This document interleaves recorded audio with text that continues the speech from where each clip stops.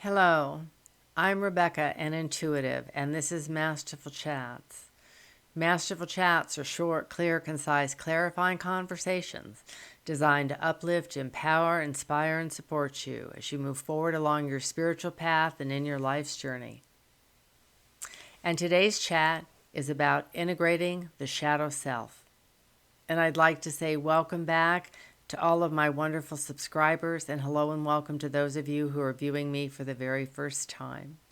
And from my near-death experience, I'd like to share with each one of you that each one of us is known by God. We are loved completely, totally, individually, and we are loved equally and beyond measure. Please like, share, subscribe, hit the notification bell. It'll really help the channel, and I would truly appreciate it. So now let's chat about integrating the shadow part of ourselves. Each human being is comprised of yin and yang. There are those parts of ourselves that we absolutely love, and then there are those parts of ourselves, no, not so much. So each one of us, will say, has a combination of light and dark within us. And as with all things, it's all about the balance. It's all about reaching an equilibrium and loving ourselves entirely and completely and wholly. Carl Jung, the noted psychoanalyst, did a lot of writing about integrating the shadow parts of ourselves. And it is the shadow parts of ourselves that can quite often drive us and can harm us in ways that we may not always be aware. I think that's where the saying comes, we can be our own worst enemy. Because the shadow parts of ourselves are those parts of you and me that have felt unloved and unwanted. They may have been marginalized. They may have been shamed. They may have been told that they weren't good enough. And often those parts are where we're traumatized and we're hurting. And all it takes is one person or interaction where that wound and that part of us that is not healed will come out, and we will react. We will react with anger, and we will be in pain. It is often, too, those parts of ourselves that are unhealed and unwanted and unloved that we project onto others. And that is where those parts of ourselves, where perhaps we have been harmed and we have been hurt, but we haven't done the necessary work to integrate it and heal it and move beyond it. Each one of us has trauma. Each one of us at times in our lives has been a victim. But there's a difference between having something happen to you and being a victim for a specific act or time, and allowing yourself to fall into victim consciousness. And that's a consciousness where everyone's out to get me. This is so wrong. The universe doesn't have my back. It's just terrible. And I'm helpless. That is the victim mentality. And quite often, those parts of ourselves where we are victimized is what we project onto others. So we'll persecute another person to feel stronger about ourselves. Living this life on schoolroom earth is a complete and total inside job. No one can do it for us. We can get help along the way, but it is truly up to us to become integrated and whole. And so if we're in relationship with others, which most of us are if we're not living in a silo underground, and we do get triggered, the first thing to do is to stand back and don't say anything. Notice how you're feeling and what you're feeling, and figure out what was triggered within you. Because once you do that, then you can begin to be a little curious. Well, That came up, and where did that come from? And does that come from something that was way back, or was it recent? This whole gig on Schoolroom Earth is about self-awareness and self-knowledge.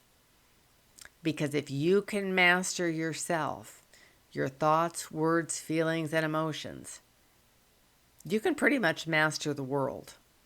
Someone who's in victim consciousness, who has a wounded ego, is often the one who is out there persecuting others, making statements that other people, due to their sexual orientation or their skin color or their country of origin, is less than.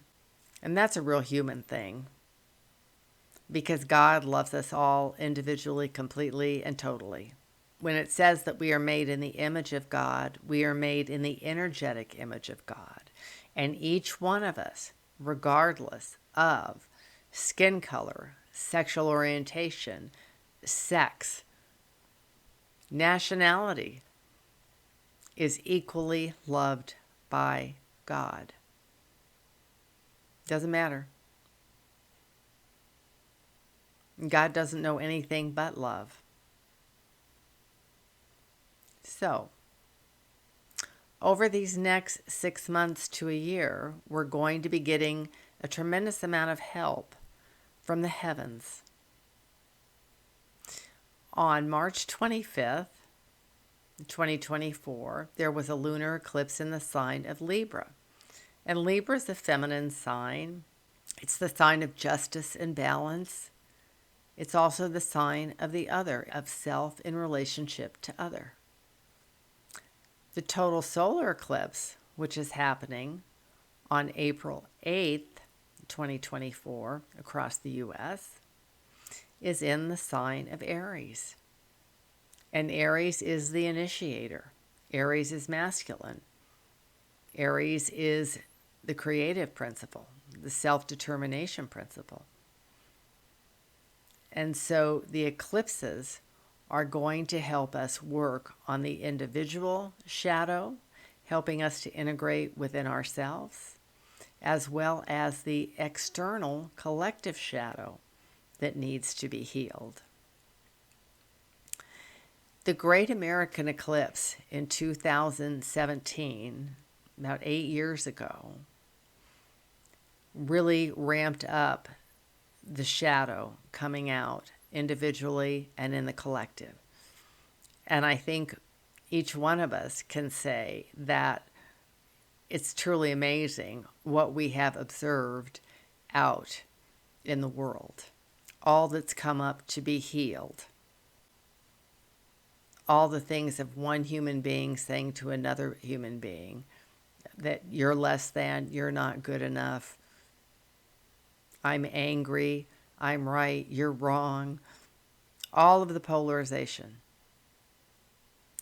was really ramped up with that 2017 eclipse. And in fact, it did transect the country from the northwest to the southeast.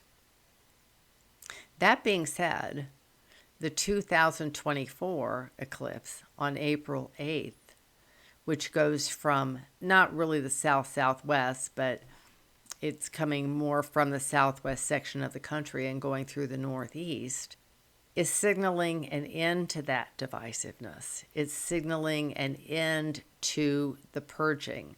That isn't saying that everything's going to be sweetness and light. It isn't saying that the rhetoric is going to be gone. But what that means energetically is that it is time to start integrating. Many individuals have been spewing vitriol out into the collective and have not gone within to begin healing what they need to heal inside. And this eclipse in 2024 is signaling the beginning of that integration, of that shadow work. And you may experience in your own lives, and perhaps we will see it in the collective, with people who are out in the news and about, there may be a softening of hearts. There may be a little bit more kindness because these eclipses are telling us that it's time to do the shadow work. We've been in the wash cycle. Now it's time to rinse this out and to move on and to heal. And I think that's pretty exciting.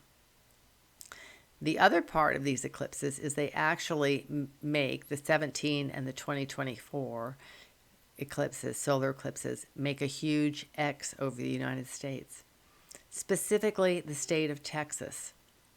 So I think it'll be very interesting for all of us to kind of watch the energetics unfold and to see how Texas plays a role in the next evolution of mankind. And if in fact we do see some softening and some changes in the state of Texas moving forward. So please, as you go through these next 6 months to a year, as always, remember to be kind to yourself. Remember that we're all in this together and that nobody gets out alive. Remember to follow the joy and the love and the laughter in your life, because shadow work is not easy. Loving those parts of ourselves that have been dismissed and discounted is never easy. But if we can sit with the feelings of discomfort, if we can sit with the unease, if we can sit with the feeling of shame and being unloved, and recognize where it came from, determine how we can go about healing that, and then do that for ourselves, or reaching out to someone who can help you with those parts of yourself, that's a huge, huge gift to you and to humanity. Each one of us is being asked to be accountable. Each one of us is being asked to stand in integrity. Each one of us is being asked to be responsible for ourselves and our behaviors and what we put out into the world. And these eclipses, if there are parts of you that are unhealed or unloved, they're going to help you address that. So be curious, be kind to you, and remember how truly loved you are.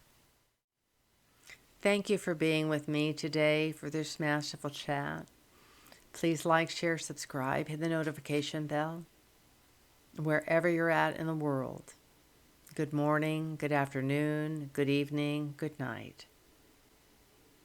Until we chat again, blessings.